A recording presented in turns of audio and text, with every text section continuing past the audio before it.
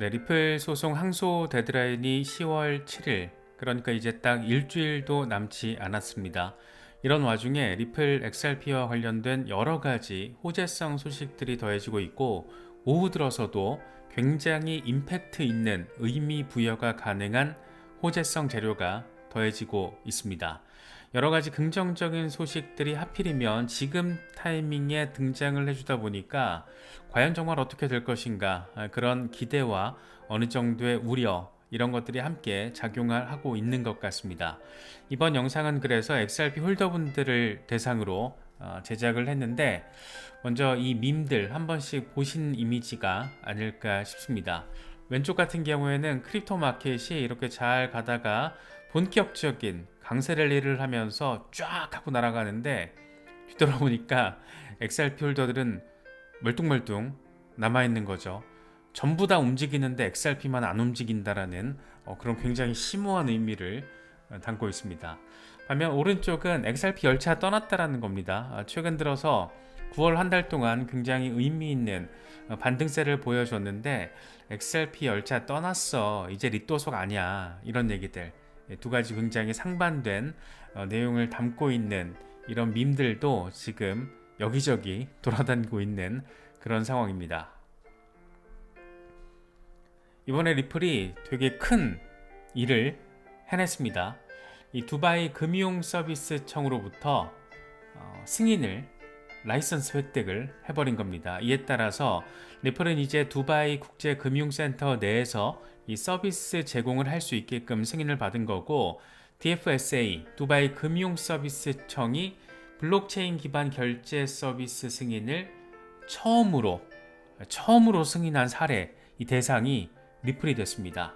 그래서 이제 리플 페이먼트 다이렉트 등은 아랍에미리트에서 국경 간 결제 서비스 정식으로, 공식적으로 가능하게 된 그런 상황입니다. 브래드 갈링하우스 CEO 참 이 감회가 남다를 거예요. 특히나 리플이 메나 지역, 중동 북아프리카 지역에 굉장히 공을 많이 들여왔고, 이 전초기지로서 두바이를 선택을 했었잖아요. 두바이에서 하도 뻐꾸기도 날리면서 이루와 우리가 다 지원해 줄게. 그래서 결국에는 두바이에다가 포스트를 만들어 놓고 중동 메나 지역에서의 확장성을 지난 몇 년 동안 되게 빡세게 진행을 했었는데, 이번에 승인받고 이런 얘기를 합니다. 블록체인과 암호화폐 기술은 계속 존재할 것이다. 미래지향적인 규제 접근 방식과 투자, 확장을 추구하는 혁신적 기업을 위한 명확한 지침을 통해서 아랍에미리트는 새로운 금융기술 시대 글로벌 리더로서 자리매김을 하고 있다. 명확한 지침, 규제, 이런 것들, 미래지향적인 규제 접근 방식, 굳이 이렇게 또 멘트를 구체적으로 한 것은 미국 SEC와 비교하기 위해서 이런 게 아닐까, 개인적으로는 그런 생각이 들기도 했습니다. 리플도 사실 워낙 공을 많이 들여놔가지고 공식 라이선스 승인을 받았다는 것 자체가 상당한 의미 부여가 될 겁니다. 아랍에미리트에서 금융 서비스의 혁신적인 발전을 의미하는 것이다. 이번 라이선스 승인은 리플이 2020년 두바이의 지역 본부를 설립한 데 이어서 중동에서의 입지를 확대하는 전략을 강조한다. 리플은 싱가포르 통화청, 뉴욕 금융서비스부, 아일랜드 중앙은행 등 전 세계 55개 이상 공식 라이선스를 보유하고 있다. 금융 서비스에서 블록체인 도입을 지원하기 위해서 규제 준수를 우선하고 있다. 우리는 규제 준수하는 곳이야. 규제 준수. SEC가 지금 리플 가지고 장난치는 게 그거잖아요. 규제 준수 제대로 안 했어요 라고 기소를 했다가 지금 개망신을 당하고 있는 거잖아요. 근데 미국 밖에서는 이렇게 규제 준수 엄청 빡세게 잘하고 있다니까, 이런 얘기 지금 하고 있는 거죠. 사실상 항소 데드라인을 앞두고 리플 입장에서는 상당히 전략적으로 여론전 차원에서 이번 두바이 금융서비스청 승인 소식을 공개한 게 아닌가, 그렇게도 바라볼 수 있을 것 같습니다. 리플의 메나 지역 담당 상무이사 리스 메릭은 이렇게 의미 부여를 합니다. 두바이 금융서비스청은 엄격한 규제 절차를 갖춘 세계적으로 유명한 독립 규제 기관이다. 이런 곳의 승인을 받게 돼서 기쁘다. 리플의 글로벌 고객 기반의 20% 이상이 아랍에미리트에 위치하고 있고 우리는 운영과 서비스를 계속 확장하면서 더 효율적인 국경 간 결제 솔루션에 대한 증가하는 수요를 충족시키기 위해서 노력을 하고 있다. 여기도 되게 재밌죠? 엄격한 규제 절차를 갖춘 독립규제기관 SEC와는 다르다. 이런 뉘앙스가 조금 개인적으로 느껴지는 것 같더라고요. SEC는 독립적인 규제기관이어야 하는데 굉장히 정치적인 우악스러운 규제, 집행 방식을 선보이고 있다는 점에서 상당한 그런 선명성을 더 대입하기 위한 의도가 깔려있지 않을까 뭐 그런 생각도 들더라고요. 그래서 이번에 굉장히 의미 있는 두바이 금융서비스청 라이선스 승인 이거와 관련해서는 크게 두 가지 정도 의미 정리가 가능할 것 같습니다. 먼저 아랍에미리트가 중요한 금융 허브잖아요. 특히 글로벌 비즈니스와 금융의 중요한 두바이 금융센터, 국제금융센터에서 리플이 공식적으로 활동하게 된 것은 큰 성과다.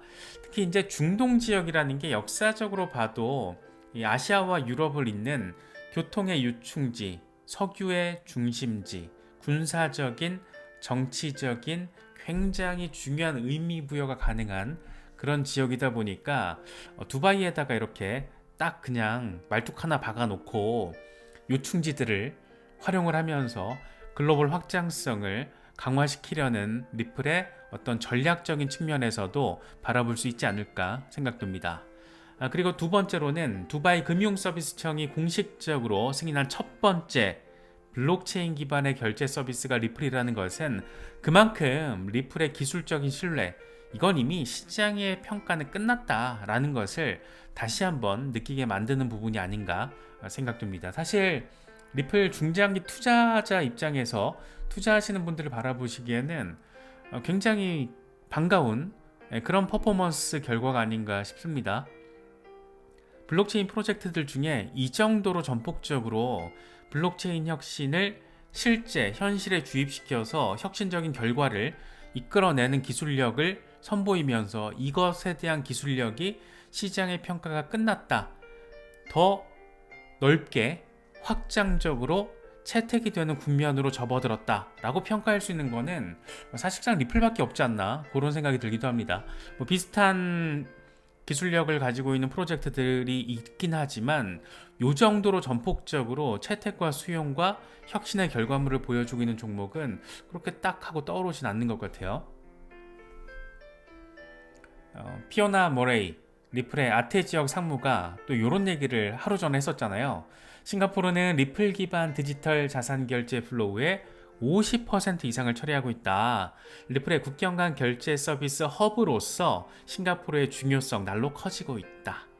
메나 지역 담당 상무는 두바이가 엄청 중요하다면서 두바이의 중요성, 그러니까 중동, 북아프리카 지역에서의 리플의 퍼포먼스를 강조하고 있고, 하필이면 공교롭게 비슷한 시기에 아태 지역 상무는 동아시아에서 싱가포르 짱이라니까. 엄청나. 지금 우리의 리플 기반 디지털 자산 결제 플로우의 50% 이상을 싱가포르가 지금 하고 있어. 짱이라니까.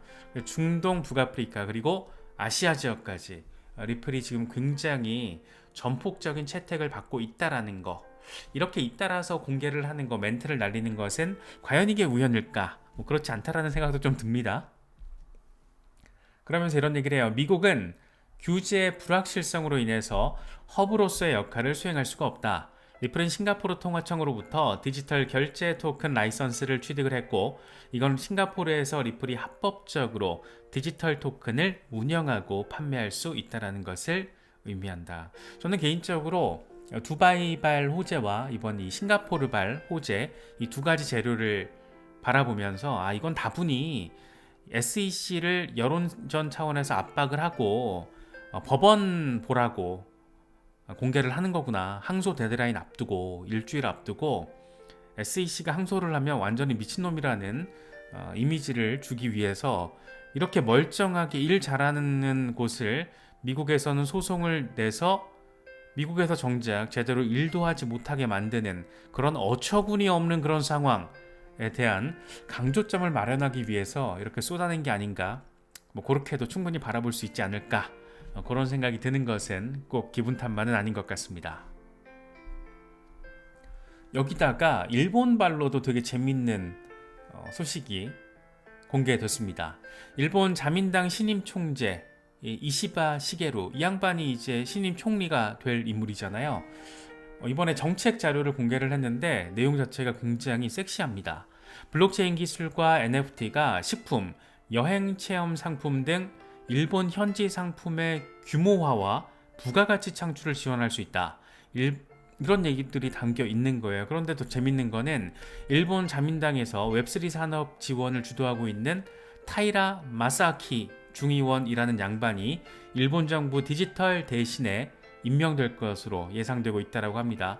자민당 총재, 그러니까 신임 일본 총리가 될 양반은 이렇게 적극적으로 블록체인과 NFT를 강조를 하고 있고, 굉장히 웹3 친화적인 인물이 이제 디지털 대신으로 임명이 된다라는 거. 어쨌든 일본은 지금 블록체인을 활용을 해서 치고 나가겠다라는 의도를 지속적으로 그리고 적극적으로 이렇게 정부 차원에서 내보이고 있다. 이런 거 보면 확실히 일본은 일본이다라는 생각이 좀 듭니다. 이 새로운 기술에 대해서 굉장히 적극적으로 채택을 하고 있는 게 이런 지점 자체는 좀 긍정적으로 평가할 수 있지 않나 생각됩니다. 특히나 이 얘기를 가져온 거는 이 인물과 연결지어서 XRP와 연결지어서 바라볼 수 있기 때문입니다. 기타오 요시타카 XRP 빠돌입니다. SBI 금융그룹 회장이고 2025년 안에 XRP는 일본 주류 금융에 편입될 것이다, 이렇게 멘트를 날렸던 인물이죠. 몇 년 전에는 아예 일본의 모든 은행이 XRP를 채택할 것이다, 2025년 이전에, 이렇게 더 직설적으로 얘기한 적도 있었고, 그래서 SBI 같은 경우에는 리플의 초기 투자자이기도 하고 지금도 가장 많은 지분을 가진 외부 투자자입니다.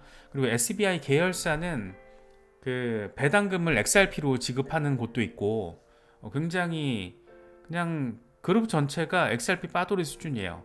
그리고 SBI라는 곳이 일본에서는 뭐랄까, 굳이 비교를 하면 JP모건 느낌?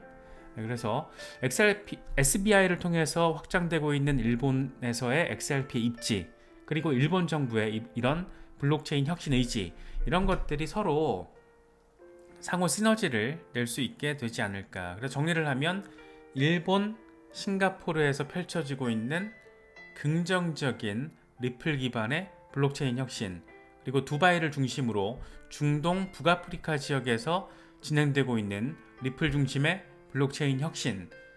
어차피 유럽은 거의 지금 새로운 기술 혁신, 뭐 블록체인이나 AI와 관련해서는 거의 정책 규제가 너무 우악스럽다 보니까 거의 미래가 없는 지역으로도 평가를 받고 있잖아요. 답이 좀 없어 보이긴 하죠. 유럽 놔두고 그러고 나면 이제 사실은 북미죠. 북미. 그런데 미국은, 리플은 미국 기업이라는 거. 굉장한 아이러니가 깔려있고, 이 모든 이런 상황을 가능하게 한 직접적인 재료는 SEC가 리플을 상대로 소송을 냈기 때문에 지난 4년여에 걸쳐서 이런 상황이 지금 마련됐다, 이렇게도 정리할 수 있을 것 같습니다. XRP 투자자 입장에서는 어쨌든 이런저런 이슈적인 호재들을 발판 삼아서 소송 리스크 잘 마무리되고 XRP 시대가 반등을 해주면 참 좋겠다, 이런 마음을 가지고 있을 수밖에 없죠. 이건 2주 차트인데 이거 좀 그럴싸하게 느껴집니다. 2013년부터 2017년까지 빵 빠방 했던 것처럼 2020년부터 2024년까지 빵 빠방 하게 되면 빵 2달러, 빠 10달러, 빠방 18달러. 뭔가 이렇게 약간 현실화 느낌이 조금, 100달러, 200달러는 뭔가 먼 미래 느낌도 나는데, 먼 미래라기보다 단기간에는 조금 비현실적인, 이렇게 표현할 수 있을 것 같은데, 뭔가 10달러 안팎에서 움직이는 XRP의 가격, 거기다가 패턴 엄청 예쁘고, 거기다가 소송만 잘 마무리가 된다라면 나머지는 뭐 그냥 다 좋은 호재밖에 없다, 이렇게 생각을 하면 뭔가 의미 있는 어떤 시세가 이번 사이클이 마무리가 되는 2025년 하반기 어느 시점에 있어서 그 과정에서 우리가 한 번은 바라볼 수 있으면 정말 너무 많이 아주 좋겠다. 뭐 그런 생각이 들기도 합니다. 뭐 자봉 막스 같은 경우에는 뭐 어마어마한 숫자를 얘기하죠. 18일 차트인데 XRP는 6년 반짜리 패턴을 돌파해버렸다. 과거 패턴이 반복될 경우에는 3만% 랠리를 벌여서 최대 200달러까지도 도달 가능하다. 뭐 이런 가능성에 대해서 이야기를 하고 있습니다. 뭐 이렇게 되면 너무너무 좋겠지만 뭔가 이렇게 조금 액수 자체가 너무 크죠. 다크 디펜더 6개월 차트를 통해서 놓고 보면 2018년부터 형성된 저항선 돌파 시도가 이어지고 있다. 이제 곧 역사가 만들어질 것이다. XRP 7년 여정의 카운트다운이 시작됐는데 기념비적인 돌파를 향한 준비가 이루어지고 있다. 빵! 하고 올라가서 1.8달러, 빵! 하고 올라가서 5.8달러, 빠방! 하고 올라가서 18달러, 빠바방! 해서 36달러 이렇게 6개월 차트를 통해서 전폭적인 가격 전망을 제시를 하고 있습니다. 돌파가 임박했어요.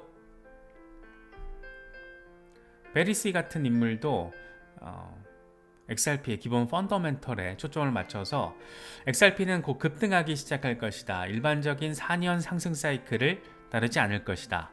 유틸리티를 통한 대량 채택이 다가오고 있다. XRP는 금융 분야 최고의 암호화폐라는 걸 잊어서는 안 되고 이걸 반영하는 가격을 갖게 될 것이다. 일단 두바이, 싱가포르, 일본에서 펼쳐지고 있는 어떤 상황만 놓고 보면 금융 분야에서 진짜 와 장난 없다. 뭐 이런 것들은 충분히 느낄 수 있지 않나. 뭐 그런 생각도 드네요. 과연 SEC는 리플 상대로 항소를 하게 될 것인가? 데드라인 10월 7일 폭스 비즈니스가 오늘자 기사를 하나 올렸습니다. 이거 제목이에요. 기사 제목인데 여러 전문가들 인터뷰를 통해서 기사를 구성을 했더라고요. 플로리다 국제대학의 블록체인 교수인 마크 파워스는 SEC가 항소할 거라고 생각한다. SEC는 프로그래밍 거래 분석을 그대로 두고 싶어 하진 않을 것 같다. 다시 말해서 2차 시장 거래소를 판매된 암호화폐가 증권이 아니라는 법원의 판결 요거를 그대로 선례로 판례로 두고 싶어 하진 않을 것 같아. 그래서 항소할 것 같아 라는 얘기를 하고 있습니다. SEC 출신의 익명 변호사 멘트도 넣었더라고요. 이 양반 이렇게 얘기를 해요. SEC의 모든 사람들은 법원의 결정, 그러니까 아날리사 토레스 판사의 결정이 잘못됐고 좋은 법이 아니고 항소해야 한다라고 진심으로 믿고 있다. 나는 대부분의 증권 변호사가 암호화폐에 대해서 어떻게 생각하든 그다지 좋은 판결, 그러니까 아날리사 토레스 판사의 판결이 그다지 좋은 판결은 아니었다라고 생각한다. 진짜일까? 라는 생각이 들더라고요. SEC의 모든 사람들이 항소해야 한다고 진심으로 믿고 있다고? 와 진짜 또라이들의 집합인가? 이런 생각도 들죠. 반면 리플 진영에서 활동하고 있는 블록체인 전문 변호사 제레미 호건, SEC는 소송에서 패배한 쪽이다. SEC가 지금 생각해야 할 것은 항소가 투자자 보호 그리고 자본 형성에 대한 의무를 증진시킬 수 있을지 여부다. SEC가 2차 시장 판매 문제를 직접 해결하기 위해서 항소하는 것은 현명하지 않을 수 있다. 이렇게 멘트를 던지기도 합니다. XRP 투자자 입장에서는 당연히 요런 관점이 그렇지 생각을 할 수밖에 없죠. 특히나 2차 시장 판매와 관련해서 문제를 삼을 거면 차라리 리플 소송 항소하지 말고 코인베이스 사건이나 바이낸스 사건 가지고 끝장 봐야 되는 거 아니야? SEC가 원하는 게 지금 과연 거래소를 통해서 판매되는 토큰 암호화폐가 증권인가? 그걸 따지고 싶으면은 리플 사건 가지고 그만 지랄하고 코인베이스나 바이낸스 사건 갖고 해. 뭐 이런 얘기들도 지금 나오고 있죠. 그래서 진짜 복잡합니다. 상당히 복잡하고 사실 SEC도 복잡할 것 같아요. 이게 까리하거든. 이게 지금 확신범으로서 항소를 할 거면 진작에 하지 않았을까 싶습니다. 지금 판결 난 지가 2달 다 돼가는데 판결 이후 2달이 항소 데드라인인데 지금 항소 데드라인까지 일주일밖에 안 남았잖아요. 그러니까 2달 거의 다 된 거잖아요.